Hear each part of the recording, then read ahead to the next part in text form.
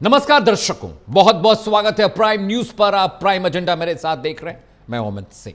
बात बिहार की कर रहे हैं। नाम तेजस्वी है, लेकिन क्या आचरण और बातचीत में ओजस्विता दिख रही है?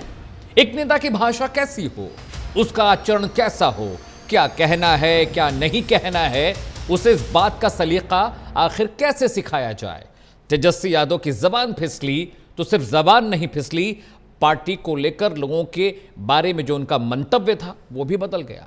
जबान फिसली तेजस्वी की, लेकिन किरकिरी पूरी पार्टी की हो गई। बीजेपी को मौका मिल गया, एनडीए हमलावर है। बड़ा सवाल ये है, नेता मुश्किल में रहता है तो भाषा बदल देता है, मुश्किल आसान होती है तो मुस्कुराता है। बिहार में कुछ ऐसा ही चल रहा है। जी हाँ, बिहार में वोटर लिस्ट रिफॉर्म पर बोलते हुए आरजेडी नेता तेजस्वी यादव की जबान फिसली। तेजस्वी ने कहा कि मतदाता सूची में नेपाल, बांग्लादेश और म्यांमार के लोगों के नाम दर्ज है। इससे क्या सबूत मिल रहा है? सूत्र के हवाले से कैसे इतनी बड़ी खबर कही जा सकती है? हम ऐसे सूत्र को मूत्र समझते हैं। जरा भाषा देखिए, व्याख्यान देखिए और सीमा देखिए। अपने इस बयान पर वो आज भी कायम है। तेजस्वी ने कहा कि हर बार उन्हें खंडन जारी करना पड़ता है और माफी मांगनी पड़ती है, इसलिए सूत्र को मूत्र नहीं बोलेंगे तो क्या बोलेंगे? तेजस्वी यादव ने यह भी कहा था कि चुनाव आयोग खुद आगे आने के बजाय सूत्रों के हवाले से खबरें चला रहा है। ये वही सूत्र हैं जिन्होंने ऑपरेशन सिंदूर के दौरान लाहौर, कराची, इस्लामाबाद पर कब्जा करने की बात कही थी। हम ऐसे सूत्रों को मूत्र के समान ही समझते हैं जिनसे दुर्गंध फैलती है। जरा तेजस्वी यादव को सुनिए और देखिए कि बिहार के नेताओं का जो राजनीतिक स्तर है वो कहां तक पहुंच गया है। उसके बाद हम डिबेट शुरू करेंगे। पहले तेजस्वी को सुनिए।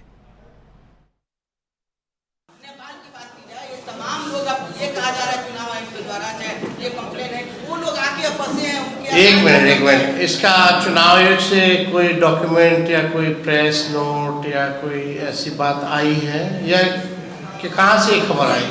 सोर्सेज बता रहे हैं, सूत्र बताते हैं, हम उस सूत्र को मूत्र समझते हैं। तो आपने तेजस्वी यादव की भाषा सुन ली, उनका बयान सुन लिया। प्रतिक्रियाएं भी बहुत सारी आई हैं। नेता बिलबिला गए हैं, एनडीए के भी और खुद उनकी पार्टी के भी। जरा सुनिए उन्हें। देखिए, जब शब्दों की और भाषा की शैली इस प्रकार से हो कि संविधान के द्वारा, संसद के द्वारा पारित कानून को कचरे के डिब्बे में डालने की बात हो, जब संस्कृति इस प्रकार की हो कि गाय के चारे को अपने पॉकेट मनी का सहारा समझने की हो, जब शरिया को संविधान के ऊपर रखने की हो, जब आंबेडकर जी को अपने पैरों तले रखने की हो, तब मीडिया जो चौथा स्तंभ है लोकतंत्र का, उसके सूत्र को भी मूत्र बोलना या गाली देना, अपमानित करना, ये कोई नवी बात थोड़ी है। और जाहिर सी बात है, ये जो तालीम नहीं मिलती है, चाहे शिक्षा के रूप से या संस्कारों के रूप से, तो वो प्रकट होती ही है। भाई, सूत्र पे ही तो सब कुछ होता है। सूत्र तो ही एक माध्यम है। इसका मतलब है कि आप मुसलमानों को लेकर के और दलित ST/SC को लेकर के और EBC को लेकर के आप गंभीर नहीं है, चुनाव आयोग को लेकर गंभीर नहीं है आप। मीडिया कर्मियों के सामने और किसी के भी मनुष्य के बारे में इस तरह की टिप्पणियां करना केवल तेजस्वी यादव कर सकते हैं। तेजस्वी जी की दिक्कत यही है कि पढ़े लिखे नहीं होने के कारण जो घर पे 2-3 उनके लोग हैं, वो जो रटवाते हैं, बताते हैं, वह जाके वह मंच पर बोल देते हैं, कहीं भी बोल देते हैं। उससे बाहर का अगर कोई प्रश्न आएगा आउट ऑफ सिलेबस, तो वो ऐसा ही कचरा करेंगे। यह प्रेस का अपमान है। इस देश में प्रेस को हमेशा चौथा स्तंभ माना गया है और जिस प्रकार से अपमानित करने का काम प्रेस को तेजस्वी यादव ने किया है, उसकी जितनी निंदा की जाए वह कम है। तेजस्वी यादव बिहार के लोगों का हक बांग्लादेशी घुसपैठियों को देना चाहते हैं, वो नहीं हो सकता। भारतीय संविधान में उसकी व्यवस्था नहीं है। तेजस्वी यादव बिहार के लोगों का पैसा बांग्लादेशी घुसपैठियों पर खर्च करना चाहते हैं, वो संभव नहीं है। देश तेजस्वी यादव जी बाबा साहब अम्बेडकर के संविधान से चलेगा, आपके परिवार के संविधान से नहीं चलेगा। तो ऐसी स्थिति में माननीय तेजस्वी यादव जी सूत्रों के हवाले से मीडिया को खबर चलाने का अधिकार है और उस पर राजनीतिक प्रतिक्रिया देने में भाषाई लंपटीकरण नहीं होना चाहिए।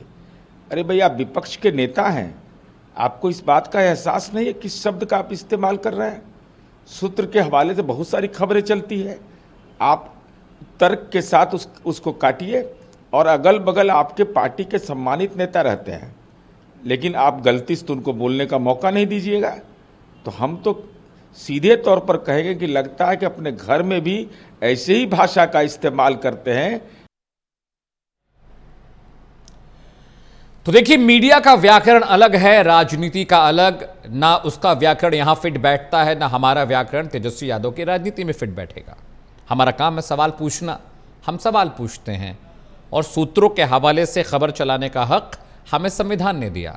तेजस्वी यादव या लालू प्रसाद यादव या बीजेपी के किसी नेता या टीएमसी के किसी नेता ने हमें लाइसेंस नहीं दिया कि हम सवाल पूछें। लेकिन बड़ा सवाल यह है कि आप युवा नेता हैं, बिहार के लोग आपकी तरफ देख रहे हैं, they look up to you, और अगर ऐसी भाषा आप इस्तेमाल करेंगे प्रेस कॉन्फ्रेंस में तो क्या मैसेज जा रहा है? आप चुनाव आयोग के विषय में इतनी गंभीर टिप्पणी कर देते हैं। विरोध करना है तो अटल बिहारी वाजपेयी की तरह विरोध करिए, विरोध करना है तो इंदिरा जी जैसा विरोध करिए, नेहरू जी की तरह विरोध करिए, और तमाम हमारे देश के बड़े नेता वल्लभ भाई पटेल की तरह करिए। ये क्या तरीका है, सलीका है बात करने का मीडिया के साथ? और बिहार में चुनाव है, कुछ वक्त में वहाँ पर डुगडुगी बच जाएगी वोटिंग की, और उससे पहले इस तरह की भाषा का इस्तेमाल, एग्रेशन ज़रूरी है इलेक्शन में, एग्रेसिव रहिए, अपनी पार्टी की बात रखिए, और दूसरे नेताओं की, दूसरी पार्टी की बात को काटिए भी अपने तर्कों से। लेकिन ये किस तरह की भाषा है कि सूत्र को हम मूत्र समझते हैं? चलिए, एक बड़ा पैनल मेरे साथ जुड़ रहा है, और मैं चाहूँगा कि आरजेडी के जो प्रवक्ता हैं थोड़ा क्लैरिफिकेशन ज़रूर दें इस पर। भूपेंद्र यादव मेरे साथ हैं, प्रवक्ता हैं भारतीय जनता पार्टी के। भूपेंद्र भाई, बहुत बहुत स्वागत है। शाहान परवेज़ मेरे साथ हैं, प्रवक्ता हैं, युवा हैं और आरजेडी का पक्ष रखते हैं। शाहान, बहुत बहुत स्वागत है आपका। आशीष सैनी मेरे साथ हैं, प्रवक्ता हैं कांग्रेस पार्टी के। आशीष जी, बहुत बहुत स्वागत है। अमिताभ ठाकुर मेरे साथ हैं, वरिष्ठ पत्रकार हैं, यानी मेरे सीनियर हैं, और पत्रकार हैं, पत्रकार मैं भी हूँ। सबसे पहला सवाल मैं शाहान परवेज़ से पूछूंगा। शाहान मियाँ, ये बताइए कि संविधान को कचरे के डब्बे में फेंकने का बयान, सूत्र को मूत्र बताने का बयान, उनके पिताजी हमारे देश के एक बहुत गंभीर और सीनियर वरिष्ठ नेता, शख्सियत जिन्होंने संविधान को गढ़ा, रचा, लिखा, उनको, उनकी फ़ोटो कदमों में रखना, और लालू प्रसाद यादव बहुत वक्त से मीडिया को, उन्होंने कई बार मीडिया के साथ अभद्र व्यवहार किया। मेरे खुद के साथी जिनके साथ मारपीट पटना में की गई लालू प्रसाद के आवास पर। चलिए ठीक है, लेकिन तेजस्वी तो युवा हैं और राजनीति का जो कुंजी पटल है बदल गया है। उसके बाद इस तरह की भाषा, ये स्तर, आपको लगता है शाहान परवेज़ कि आप डिफेंड कर सकते हैं उनकी भाषा को डिबेट में? शाहान, देखिए, हमें तो बड़ी आश्चर्य, हैरानी कि आप जिस प्रकार की नैरेटिव को सेट करने के लिए आज प्रयास किए। लालू यादव जी के बारे में आपने इतनी सारी बातें की। आपका भी कोई पर्सनल प्राइवेट टाइम होता है। बिल्कुल सहमत हूं। आप मुद्दे को कब उठाएंगे, कहां उठाएंगे, किन विषय को उठाएंगे जी। आपका माइक लेके घूमने का ये मतलब नहीं कि आप कभी भी किसी के मुंह में घुसड़ देंगे, और आपको आपके अकॉर्डिंग का जवाब मिलना चाहिए। आपके साथी की जो बात हुई, उसकी कुछ घटना मुझे भी याद है, उसका विजुअल्स मुझे याद है। तो आपको क्या जवाब दिया जा रहा था और आप क्या जवाब खोज रहे थे, तो आपके जवाब के लिए हम लोग प्रतिबद्ध नहीं है।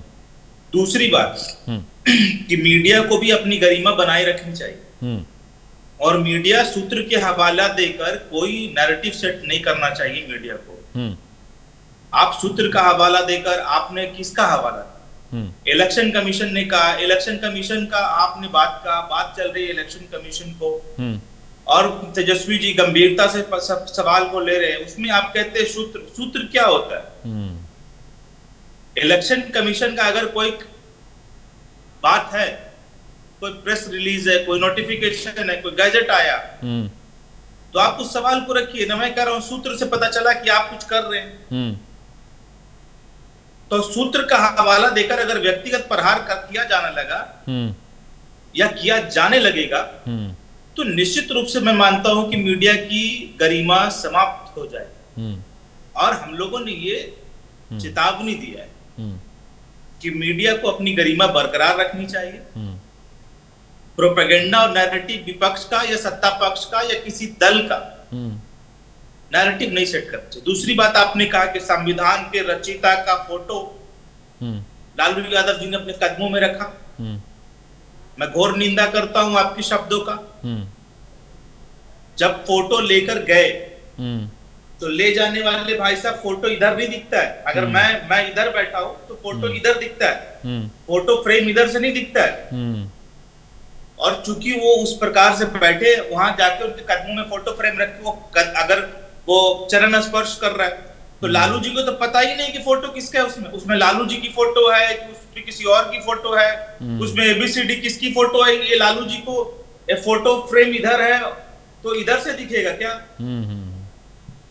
तो कुछ ऐसे लोग हैं जो कभी भी समाजवाद के पुरजोर योद्धा और समाजवादी विचारधारा के नेताओं को किस प्रकार से बर्बाद किया जाए, किस प्रकार से बदनाम किया जाए, उसकी नैरेटिव मीडिया में चलती है। ठीक है शान, हो गया, आपने जवाब दे दिया। नहीं, आपको जवाब मिल गया?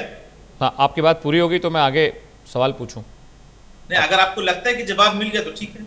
ठीक है शान परवेज। भूपेंद्र यादव, आपने जवाब सुन लिया शान परवेज का। अब शाहान परवेज और उनकी पार्टी बताएगी कि मीडिया को काम कैसे करना है, सवाल कैसे पूछने हैं।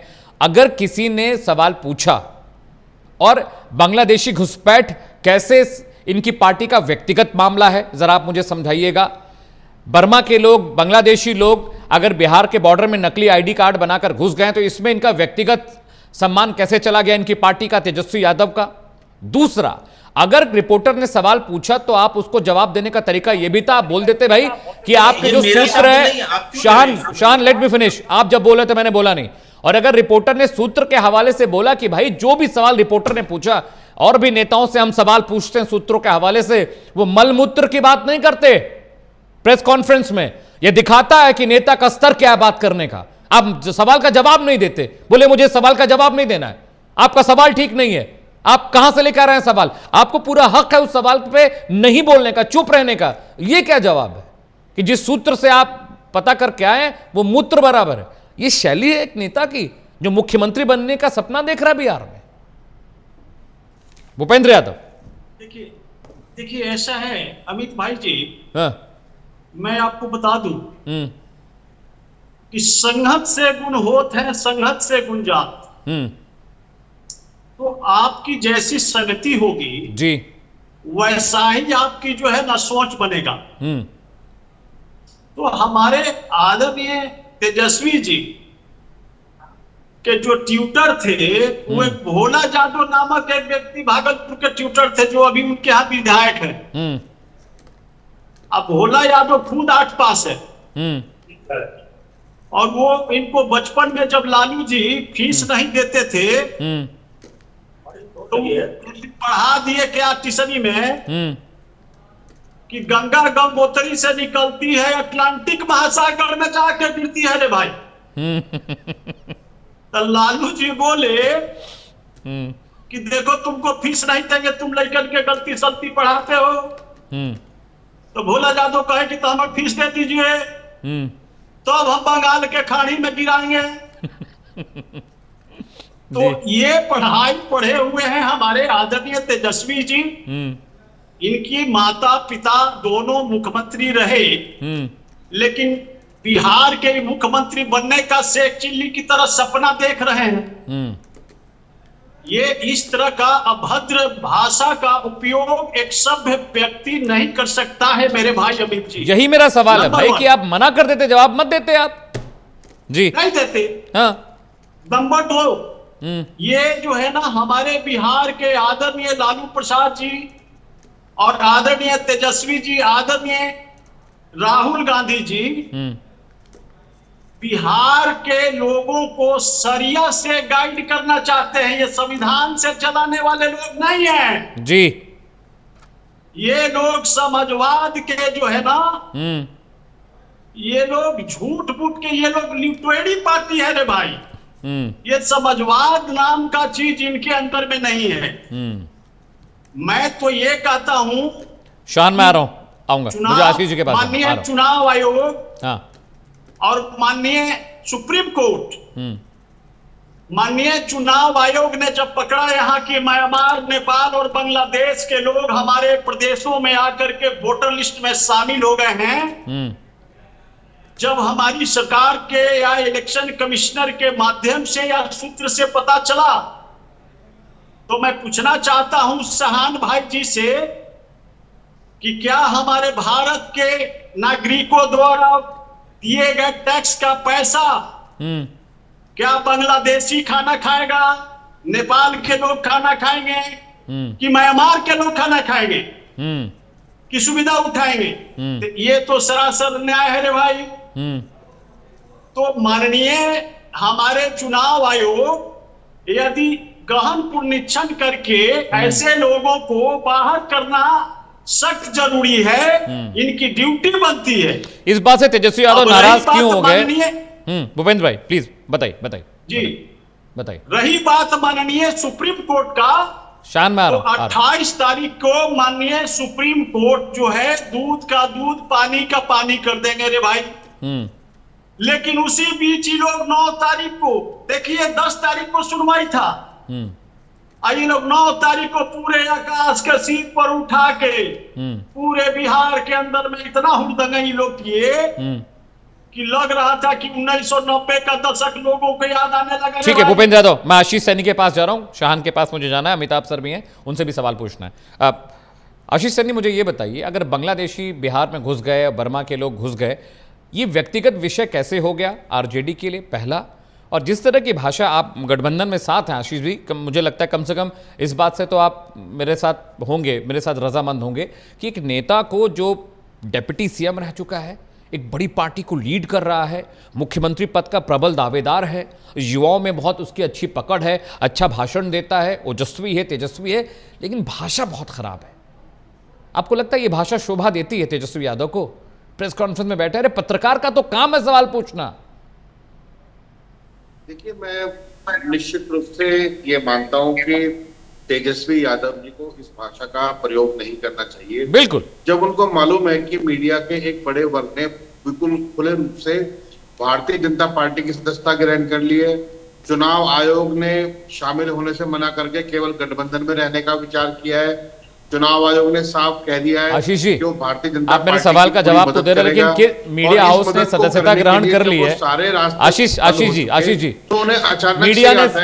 मीडिया ने अगर कर ली होती तो अभी कुछ 1 घंटे पहले मैंने डिबेट की है, उसमें मैंने बीजेपी के नेता से सवाल पूछे कि सिस्टम का फेलियर है छांगुर बाबा के मसले पर। ये सब आशीष जी, ये सब मत बोलिए, किसी मीडिया संस्थान ने सदस्यता हासिल नहीं की है।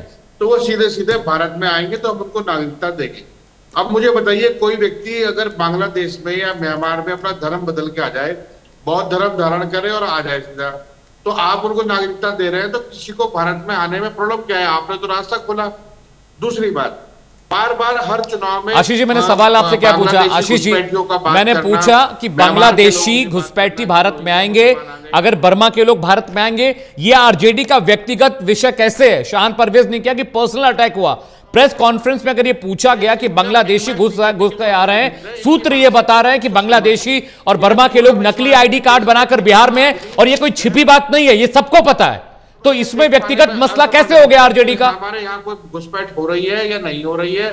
बॉर्डर सिक्योरिटी फोर्स है, आर्म फोर्सेस। आप मेरे सवाल नहीं जवाब, मेरे सवाल का जवाब नहीं दे रहे हैं आशीष सैनी, मेरे सवाल का जवाब नहीं दिया आपने। और राज्य में सबसे Ashish Saini, you did not answer my question. Ashish Saini, मेरे सवाल का जवाब नहीं दिया।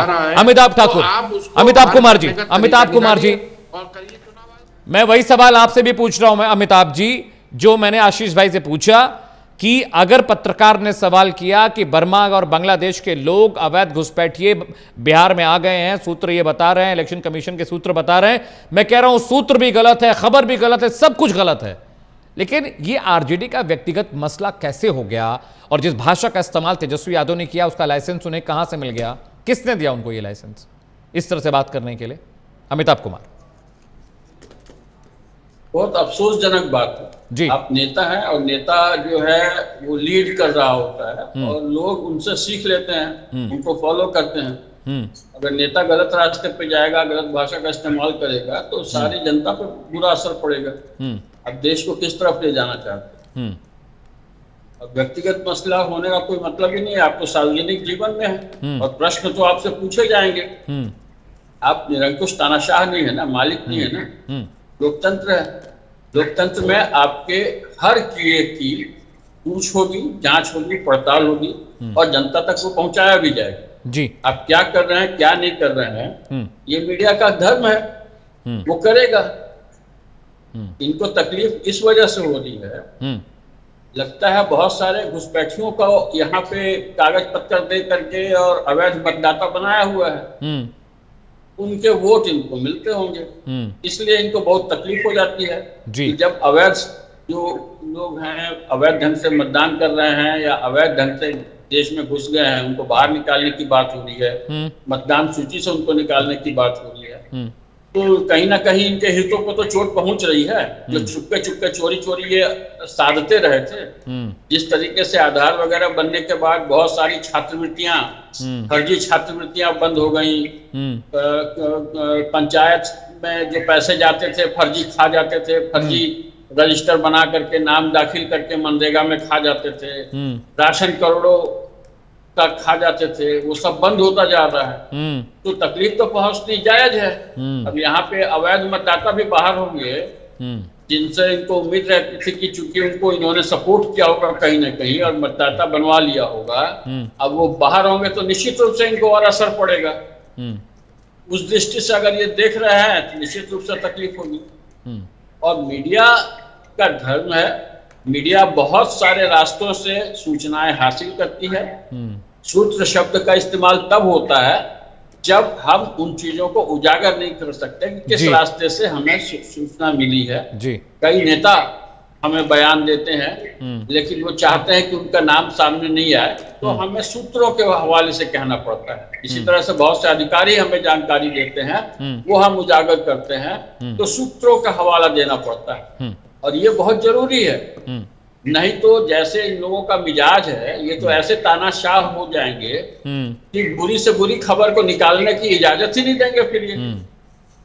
तो हम कैसे अपना काम करेंगे, जनता के बीच कैसे हम संदेश पहुंचाएंगे कि फलाना दल, फलाना नेता, फलाना अधिकारी गलत कर रहा है या कुछ ऐसा कर रहा है जो जनता के हित में नहीं है, लोकतंत्र को नुकसान पहुंचा रहा है, वो कैसे काम होगा। आप नेता है इसका मतलब मालिक थोड़े हो गए। आप हर काम के प्रति, अपने हर शब्द के प्रति, जनता के प्रति जवाबदेह हैं। ये बात इनको समझनी पड़ेगी। अगर नहीं समझ रहे हैं ये, तो ये करेक्शन नहीं करेंगे। ठीक है, शान परवेज करेक्शन नहीं करेंगे तो ये चीज इनको चुनाव में बहुत नुकसान पहुंचाएगी। ठीक है, ये माने या ना माने। आशीष मैं आपके पास आ रहा हूँ। शान परवेज, मुझे एक बात बताइए, शाहबुद्दीन का चाहे मसला रहा हो या कोई और भी मसले रहे हो, लालू प्रसाद यादव जी की किसी पत्रकार के साथ झड़प हुई हो, चलिए वो व्यक्तिगत है, 1 to 1 है। लालू जी को जवाब देने का मन नहीं है, पत्रकार जबरन उनसे पूछ रहा सवाल, जबरन उनके मी टाइम में घर में घुस जा रहा है, जबरन माइक उनके मुंह पर लगा रहा है, ये उनका हक है कि भाई आप उनका जो सेल्फ है आप उसको हिंडर कर रहे हैं।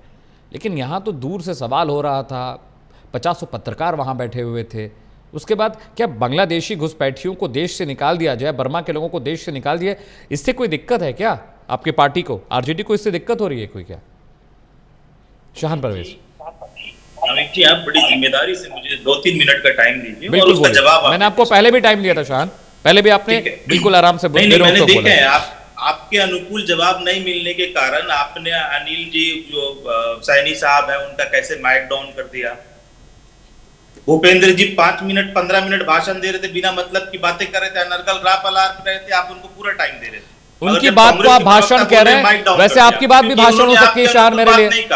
तो अमित जी जैसे बीजेपी की बात है, देखिए मैंने आशीष सैनी से सवाल पूछा था, उन्होंने सवाल का जवाब नहीं दिया। जी का माइक आपने डाउन किया जिसकी मैं निंदा करता हूं। डाउन नहीं किया सर, उनसे मैं पूछ रहा था, उन्होंने सवाल का जवाब नहीं दिया। शान आप अपनी बात रखिए, शान आप अपनी बात रखिए। अब मैं अपनी बात हाँ रखिए, अपनी बात। अब आप बताइए कि आपको पूरा विजुअल याद है जिस टाइम प्रेस कॉन्फ्रेंस चल रहा था जी, तो ये बताइए कि ये आंकड़ा जो बता रहे हैं कि बांग्लादेशी घुसपैठिए, म्यांमार घुसपैठिए आए या ऑस्ट्रेलिया से आए, पाकिस्तान से आए, ये घुसपैठिए आए, ये घुसपैठियों की आइडेंटिफिकेशन जिसने किया है वो कौन है? क्या वो इलेक्शन कमीशन है? क्या वो गृह मंत्रालय है? तो ये सवाल पूछिए ना शान, ये पूछिए, मैं ये आपका हक है। मैं तो आपसे पूछ रहा हूं। ये पहले बात तेजस्वी यादव को बोलनी चाहिए थी कि भाई किसने बताया, मुझे बताओ। मैं आपसे पूछ पत्रकार अपना सूत्र नहीं बताता है, पत्रकार अपने सूत्र नहीं बताता शान, पत्रकार अपने सूत्र नहीं बताता ना, हम क्यों बताएं कि हमें कहां से जानकारी मिली है? अमित जी प्लीज आप 3 पॉइंट को सुन लो जी। क्या ये आइडेंटिफिकेशन, ये जस्टिफिकेशन, ये तय करने वाले जो मानक जो इन्होंने तय किया है, क्या वो इलेक्शन कमीशन है, क्या गृह मंत्रालय है, या आपका कोई सूत्र है? और अगर इलेक्शन कमीशन ने करा है, जैसे अभी आप कह रहे थे कि अगर घुसपैठिया है, तो घुसपैठिया है इस बात को तय करने वाला अगर कोई है तो वो पहला गृह मंत्रालय, बिल्कुल, और दूसरा इलेक्शन कमीशन, बिल्कुल। ये सूत्र कौन होता है तय करने वाला कि घुसपैठिया आया है? वही तो मेरा जवाब है, आप पूछिए ना कि किसने बताया। आप पत्रकार से पूछिए कि तुम ये सवाल पूछ रहे हो, तुम्हारा सूत्र कौन है, लेकिन ये जवाब शाहन भाई नहीं होगा ना कि सूत्र मूत्र बराबर है। ऐसे इसीलिए मैंने बोला ये तो नहीं बोलेंगे आप ना, को मूत्र समझा जाता है जिसका कोई आधार नहीं है। फिर ये आप कैसे डिसाइड करेंगे आधार नहीं है? ये आप कैसे डिसाइड करेंगे? आप जवाब दीजिए या मत दीजिए, यह आपका हक है। शाहन भाई आप जवाब मत दो, यह आपका हक है कि आप जवाब मत दो। आप पूछो सवाल कि कौन सा सूत्र है भाई, लेकिन ये क्या सूत्र मूत्र है?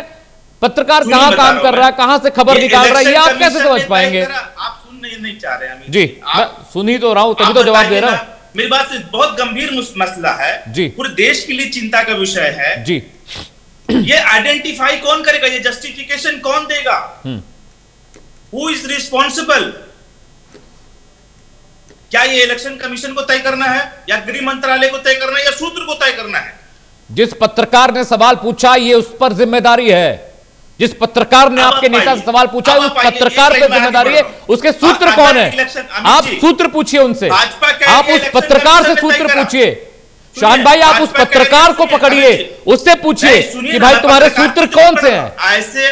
ऐसे पत्रकारिता को, मैं पत्रकार को पत्रकारिता सिखा रही है राष्ट्रीय जनता दल, और बता रही है कि पत्रकारिता की गरिमा बचाओ।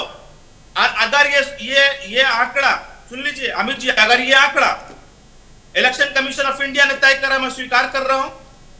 ये गृह मंत्रालय का अगर आंकड़ा है कि विदेशी आए हैं, घुसपैठिए हुए, मैं स्वीकार कर रहा हूं। अभी तक सिर्फ 10 साल से घुसपैठियों का बात हो रहा है। कितने घुसपैठिए घुसे? मैं प्रत्येक डिबेट पे बैठ के चुनौती दे रहा हूं सरकार को कि आंकड़ा लाओ कि घुसपैठिए कितने आए। तो सरकार से आंकड़े मांगिए शाहन, वो आपका हक तो है। आप भी मांगिए ना सर। अरे हम तो मांगते ही आंकड़े, हम तो आंकड़े मांगते ही हैं। मेरे शब्दों का आप भरपूर समर्थन चाहता हूं आपसे।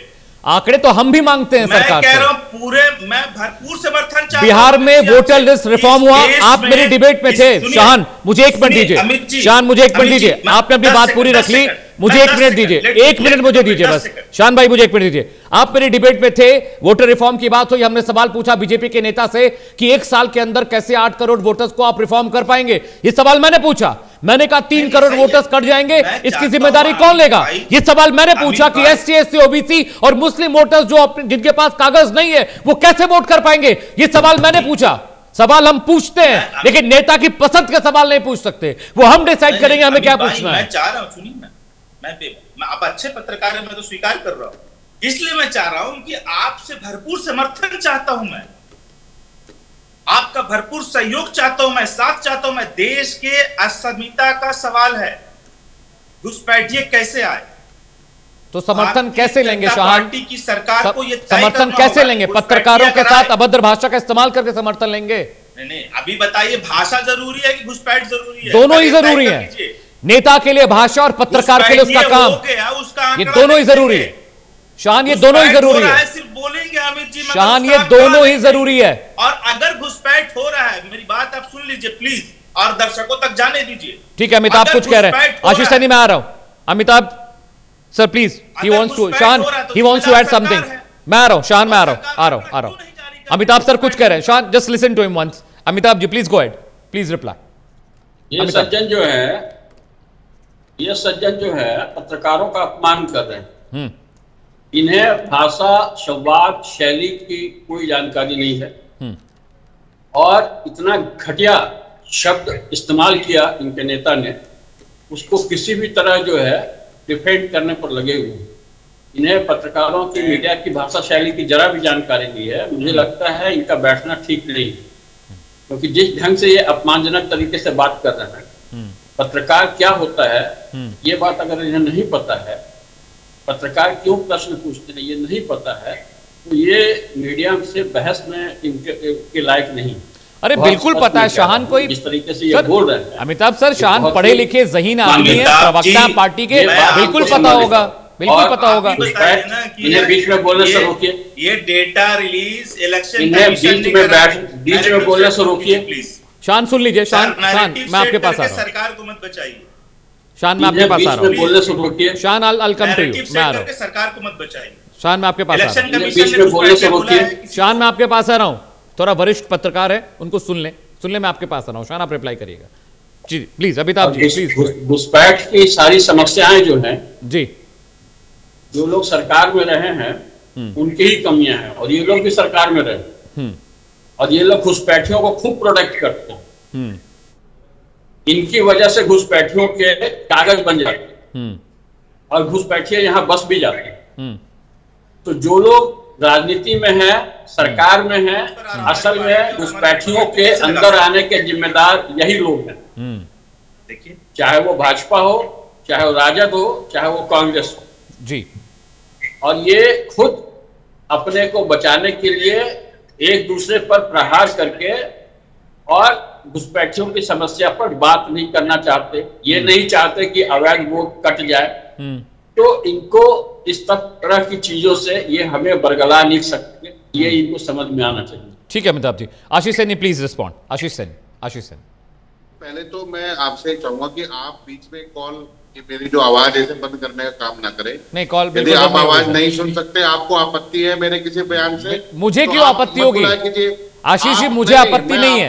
नहीं, मैं कह रहा हूँ ना, अगर आप मैं मॉडरेटर हूँ, मुझे सबको बोलने का मौका देना है। शाहान भी बोल रहे हैं, बीजेपी के प्रवक्ता भी बोल रहे हैं, सभी को बोलने का मौका दे रहा हूँ। क्या जरूरत है किसी विपक्ष के लोगों को बुलाने? आशीष जी, सबको बराबर मौके मिलते हैं बोलने के लिए।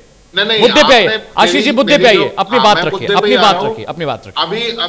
अभी ठाकुर साहब की मैं बात सुन रहा था, इन्होंने कहा कि भाई ये लोग ऐसे हैं, घुसपैठियों को लाते हैं, और बिल्कुल हम पे आरोप है कि हमने घुसपैठियों को भारत बुलाया, उनके आधार कार्ड बनाए और उनके वोटर कार्ड बनाए और उनको यहाँ पे बसा दिया जी। भाई आपके पास कौन सी परिभाषा है जिससे आप पहचान सकते हैं कि ये व्यक्ति घुसपैठिया है या नहीं है? वही काम तो इलेक्शन कमिशन कर रहा है। दूसरी बात सुन लीजिए सर जी। ये जो झूठ चलाते हैं सुबह से शाम तक बैठ के कि विपक्ष की जो ये पार्टियां हैं ये घुसपैठियों को ला रहे हैं और हम रोकने के लिए कानून ला रहे हैं, क्या बकवास कानून चुनाव आयोग लेकर आए कि ये जो आधार कार्ड है ये मान्य नहीं होगा? कितनी मूर्खतापूर्ण बात है। आधार कार्ड में संशोधन कराने के लिए भी 100 रुपए, 200 रुपए, 300 रुपए भारत के प्रत्येक नागरिक को देने पड़ रहे हैं। क्या लूटकाटा बना रखा है कि एक कागज बनवाएंगे उसके भी पैसे देंगे, दूसरा बनवाएंगे उसके पैसे देंगे, और बाद में एक कोई सरकारी दलाल आएगा और कह देगा ये तो मान्य नहीं है। तो मुझे बताइए कि भारत में इस वक्त बिहार चुनाव होने जा रहा है जब, तो कौन सा कागज मान्य है और कौन सा नहीं है, इसका डिक्लेरेशन कब करेंगे? पहले तो ये बताइए। ठीक है। और दूसरी बात मैं बता रहा हूँ, मीडिया का एक बहुत बड़ा वर्ग जिस तरीके से सरकारी गुणगान करने में लगा हुआ है, आज के समय में मीडिया ने अपनी छवि को धूमिल करने का काम किया है। आज मीडिया में जो पत्रकार चौथा स्तंभ बनकर काम कर रहे हैं, उनको उन दलालों से खुद को अलग करने में बड़ी मशक्कत करनी पड़ रही है। आशीष सैनी, जो मीडिया हाउसेस करते होंगे, प्राइम न्यूज नहीं करता।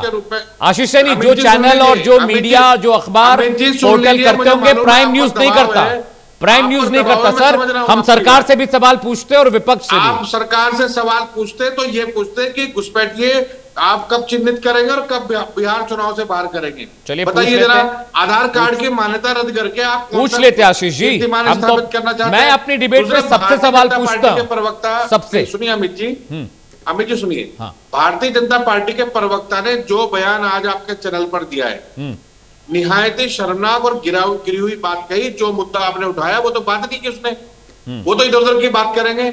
और आपके जो ये आपने बिठा रखे हैं ठाकुर साहब, जिन्होंने बड़ी बेशर्मी से कह दिया कि विपक्ष के लोग यानी आरजेडी और कांग्रेस के लोगों ने आशीष सैनी, मैं आपसे गुजारिश करूंगा कि भाषा की मर्यादा में रहिए। वो वरिष्ठ पत्रकार हैं, सुनिए, वो वरिष्ठ पत्रकार है, भाषा की मर्यादा में रहिए। आशीष सैनी, भाषा की मर्यादा में रहिए, भाषा को देखिए। आप भी तेजस्वी यादव की तरह बात मत करिए, भाषा गिराकर बात मत करिए। देखिए आशीष सैनी, भाषा की मर्यादा में रहिए, भाषा की मर्यादा में रहिए। ये सब भाषा का इस्तेमाल नहीं, बिल्कुल नहीं। ये भाषा नहीं हो सकती, ये भाषा नहीं हो सकती एक वरिष्ठ पत्रकार के लिए। मैं अपने शो में नहीं सुन सकता, मैं अपने शो में नहीं सुन सकता। क्या बात कर रहे हैं आप? तो इसका जवाब दीजिए ना। शर्म महसूस होनी चाहिए। तो गाली गलौज में उतर आएंगे आप लोग। पार्टी के नेताओं को कह रहा है कि तुमने घुसपैठिए बसाए हैं। अमिताभ कुमार, ये ज्यादा बड़ा देशभक्त, अमिताभ कुमार, ये चुप कराइए, इन्हें बात करने का तरीका नहीं आता है। ठीक है अमिताभ जी, जवाब दीजिए। इस बहस में बैठने के काबिल नहीं है। आप जवाब दीजिए, अब जवाब दीजिए अमिताभ जी, अमिताभ जवाब। आशीष सैनी जवाब सुन लीजिए, आशीष सैनी जवाब ले लीजिए। Just allow him to respond. Ashish Saini, on your allegations, अपने आरोपों पर जवाब तो ले लीजिए। अब आप कहेंगे कि आपको ऑडियो कम कर दिया। शाहान, अगर आप कोई आरोप लगा रहे तो जवाब भी तो लेंगे ना। अब उनको किसी को बोलने नहीं देना है। आशीष सैनी सुन लीजिए, वो आपकी बात का जवाब दे रहे हैं। Have some respect. Amitabh Kumar ji, please go ahead. ये जिस ढंग से व्यक्तिगत आक्षेप लगा रहे हैं ना, उससे पता चलता है इनका स्तर। और देखिए कितने आश्चर्य की बात है, ये कर्ता धर्ता बनना चाहते हैं, सरकार में आना चाहते हैं, और इनको ये मालूम नहीं है कांग्रेस पार्टी बैठने के लायक बैठिए का पता कैसे लगाया जाए। शान भाई सुन लीजिए, मैं आ रहा हूं। ये इनको बीच में बोलने से मना कीजिए। ठीक है, निरंकुश मत बनिए। मालूम है आप लोग निरंकुश तानाशाह हैं। कोई बात नहीं, कोई नहीं बोलेगा सर। आप रिस्पॉन्ड करिए मुझे। आप सुन नहीं सकते और हमें पत्रकारिता मत सिखाइए। ठीक है अमिताभ जी, प्लीज कंटिन्यू। पत्रकारिता मत सिखाइए। Please continue sir, please continue. इन्हें ये कर्ता धर्ता बनना चाहते हैं, शासन में आना चाहते हैं, और इन्हें ये नहीं पता है कि घुसपैठियों को पहचाना कैसे जाए। दो पीढ़ी का खाली पता लगा लीजिए, घुसपैठिया है कि नहीं सामने आ जाएगा जी। मैं तरीका बता दूंगा। 15 साल मैंने क्राइम रिपोर्टिंग की है, सब धंधे जानता हूं जी। और जितने पकड़े जाते हैं ना, उनका कोई ना कोई पॉलिटिकल कनेक्शन लगता है। जो चोर होते हैं और गलत कागज बना रहे होते हैं, उनका कहीं ना कहीं पॉलिटिकल कनेक्शन मिलता है। इसलिए कहता हूं कि इसमें नेताओं का हाथ होता है जी। नहीं तो अधिकारियों की हिम्मत नहीं है।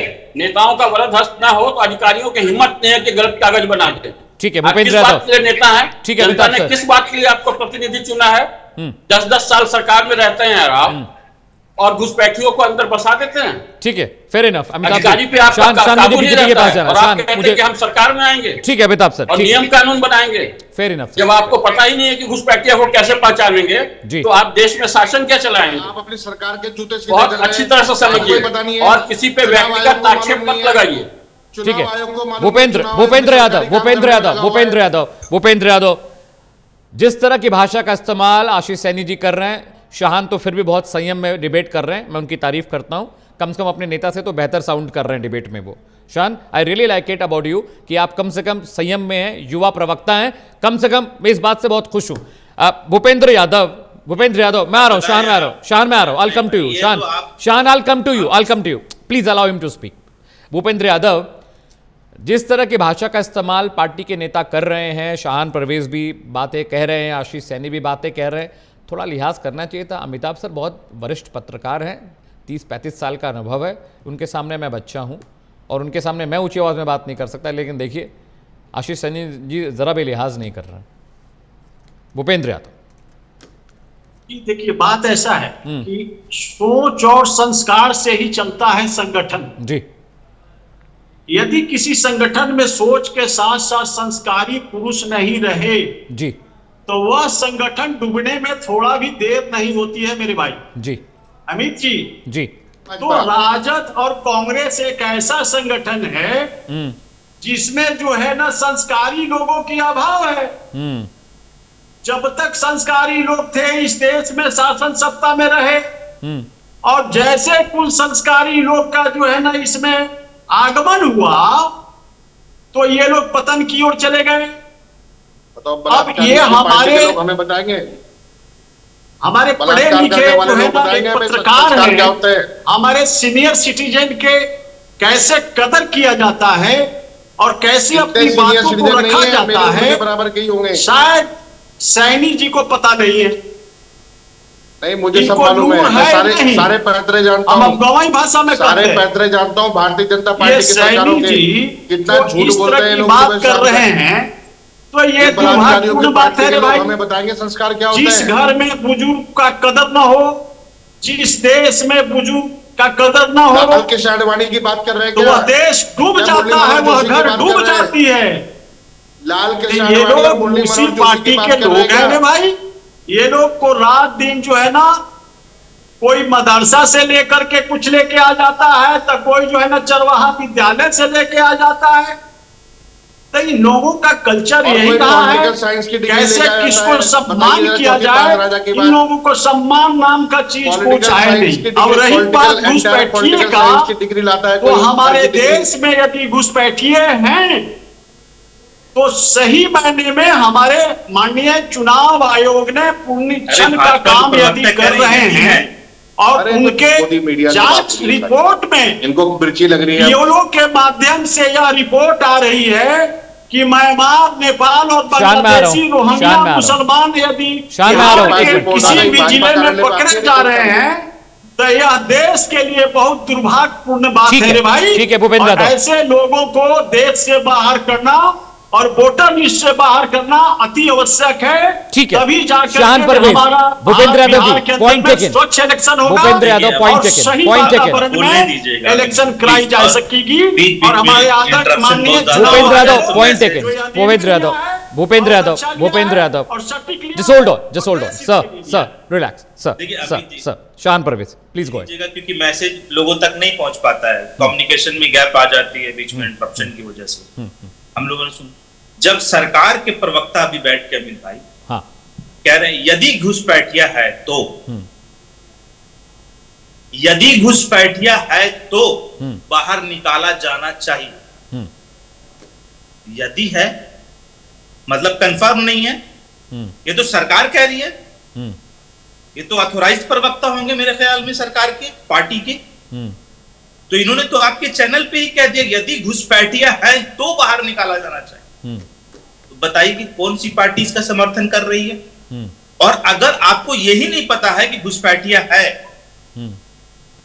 या कौन घुसपैठिया है, घुसपैठिए की तादाद कितनी है, तो आप ये कैसे तय कर लिए कि घुसपैठिया घुस गया,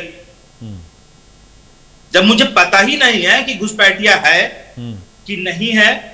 आ रहा अगर भूपेंद्र है यादव, तो कैसा दिखता है, आ रहा भूपेंद्र भाई, आ रहा। और अगर है तो कितना है, और अगर है तो कब आया, और अगर आया तो बताओ किसकी जिम्मेदारी है।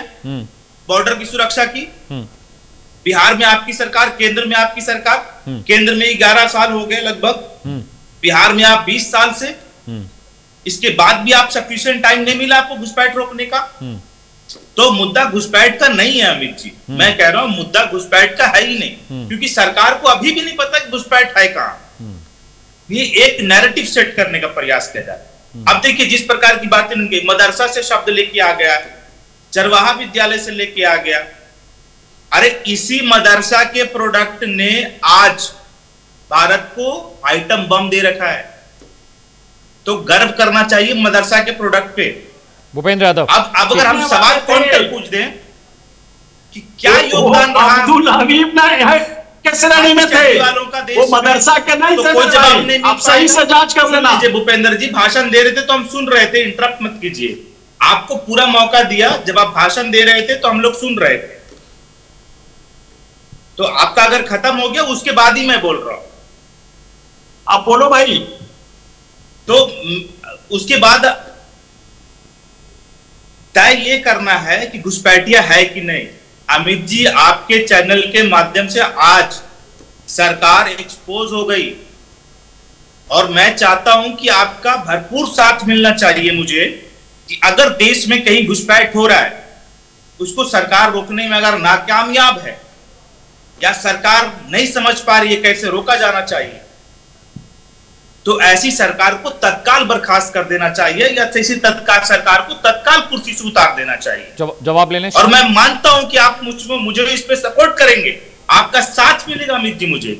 और बात रही सीनियर जर्नलिस्ट अमित दास जी की, तो अमिताभ कुमार, अगर व्यक्तिगत मेरे मुंह से कुछ ऐसा निकला होगा तो मैं उसके लिए माफी मांगता हूं। पहली बात तो ये कि बड़े हैं अगर तो चीज गए, मगर उनका एक सवाल था कि उन्होंने 15 साल क्राइम रिपोर्टिंग किया, वो जानते हैं पेपर कैसे बनता है, वो जानते हैं कौन लोग बचाता है। तो मां बहुत सीनियर है, मैं आपको हाथ जोड़ के कह रहा हूं कि प्लीज इसका रिपोर्ट कीजिए, इस पे डॉक्यूमेंट्री बनाइए, गृह मंत्रालय को दीजिए, बिहार के डीजीपी को दीजिए, इलेक्शन कमीशन को दीजिए, मुख्यमंत्री को दीजिए। ये लोग सोए हैं, इन लोगों की आंखें खुलनी चाहिए। ये कैसे बन रहा है इन लोगों को पता ही नहीं है। ठीक है शान, जवाब ले लेते हैं। अमिताभ जी अगर आप कहीं पे हैं, अगर सुन रहे हैं, जानते हैं, और अगर ये लोग नहीं सुन पाते आपकी बात, तो मैं बहुत छोटा इंसान हूं, मैं आपके साथ शान परवेज जवाब ले लेते आप दीजिए मुझे, मैं खड़ा होने को तैयार हूं। शान जवाब ले लेते, जवाब, ज्यादा वक्त नहीं बचा। बिहार के अंदर घुसपैठ हो रहा है, शान परवेज ज्यादा वक्त नहीं बचा है। अमिताभ कुमार जवाब दीजिए, ज्यादा वक्त नहीं बचा है, जवाब ले लीजिए। शान जी, Amitabh ji please go ahead. घुसपैठियों पे जब मैंने काम किया था उस वक्त दिल्ली में रिपोर्टिंग कर रहा था। रिपोर्टिंग पटना में भी किया हुआ हूं मैं, लेकिन दिल्ली में कर रहा था। यहाँ के 11 विधानसभा जी अमिताभ जी, इतना ये लोग आप दबाव में पुलिस उनके खिलाफ कार्रवाई नहीं कर पा रही थी जी। आज तक दिल्ली में ढंग से काम नहीं हुआ है। बिहार, झारखंड, असम है ना, असम में तो कांग्रेस सरकार ने घुसपैठियों को बचाने के लिए कानून बना दिया 83 में, 2004-5 में जाके उसको पेश किया न्यायालय के आदेश से, कोर्ट चले जाते। इतनी हालत खराब थी आसाम की कि वहां विद्रोह हो गया। जो स्थानीय नागरिक थे उनसे ज्यादा घुसपैठी होने लगे और उनको प्रोटेक्ट करने के लिए कांग्रेस सरकार कानून बना रही थी। और कानून व्यवस्था हमेशा राज्य का विषय होता है। हमारी सीमाएं जो हैं बांग्लादेश और नेपाल, जो ऑलमोस्ट फ्रेंडली होने की वजह से थोड़ी काफी जगह ऐसी हैं जो बहुत ज्यादा टाइट एकदम आर्मी नहीं लगी हुई, तो घुसपैठ करना आसान है। बंगाल के रास्ते और आसान है, जो पूरा द्वीप और समुद्र के रास्ते लोग घुस चले आते हैं जी। लेकिन जो स्थानीय प्रशासन है जिसके हाथ में कानून व्यवस्था होती है, वो क्या कर रहा है? अमिताभ जी ज्यादा वक्त, चाहे वो बंगाल हो, चाहे वो असम हो, ठीक है अमिताभ जी, इन सब की लिस्ट बन सकती है, बनी होती है। अमिताभ जी मैं आ रहा हूँ, शान प्लीज गो अहेड। शान फटाफट, ज्यादा वक्त में बस 1 मिनट बचा। फिर से बड़ी विनम्रता से कह रहा हूं अमित जी, आपके माध्यम से अमिताभ जी को, कि आप वैसे लोगों को आइडेंटिफाई अगर कर सकते हैं, या ऐसी कोई कानून कांग्रेस ने बनाई थी जिससे आपको बड़ी आपत्ति हो रही थी और आप जानते थे कि इससे घुसपैठियों का संरक्षण किया जा रहा है, तो मेरे जानकारी के अनुसार आपको कोर्ट जाना चाहिए। ठीक है भूपेंद्र यादव, लास्ट 1 मिनट बचा है, फटाफट क्लोजिंग कमेंट। अमिताभ सर बहुत माफी चाहता हूं, अमिताभ सर बिल्कुल टाइम नहीं है। Bhupendra Yadav please go ahead sir, 60 second. कि मैं ईशान भाई से जानना चाहता हूं कि एक घुसपैठिए के मामला में 2014 तक जो है ना कांग्रेस की सरकार थी, 2011 में हमारी सरकार आई है, इनकी भी सरकार 20 साल थी, किस पीरियड में घुसा? अब यही तो बात है कि हमारी सरकार ने एनआरसी लाया, क्या एनआरसी के समर्थन करती है इनकी सरकार? यदि करती है तो कल से हम लोग एनआरसी लागू करके ऐसे लोगों को बाहर निकालेंगे। हम कांग्रेस के भाई से भी पूछना चाहते हैं कि आप एक टेबल टॉक करो भाई, राजद और कांग्रेस के जितने भी मुख्य लोग हैं बैठे और बैठ करके एनआरसी पर समर्थन करें, और हम लोग रोहिंग्या बांग्लादेशी को निकालने के लिए तैयार हैं। चलिए ठीक है आशीष भाई, बहुत माफी चाहता हूँ, ज्यादा वक्त नहीं है। शान परवेज बहुत बहुत शुक्रिया, आशीष भाई बहुत बहुत शुक्रिया, भूपेंद्र यादव आपका बहुत शुक्रिया, अमिताभ सर बहुत बहुत शुक्रिया, आप डिबेट में आए। देखिए अब बिहार में इलेक्शन कोई जीते कोई हारे, किसी की सरकार बने, भाषा की अस्मिता का ख्याल रखना हर राजनीतिक दल के साथ साथ और आम नागरिकों का भी है, लेकिन बिहार में इसका ख्याल नहीं रखा जा रहा है। मीडिया को कोसने से क्या होगा, हमारा काम है सच दिखाना, सवाल पूछना। रुकने छोटे से ब्रेक के लिए, कहीं जाएगा नहीं, खबरें लगातार जारी।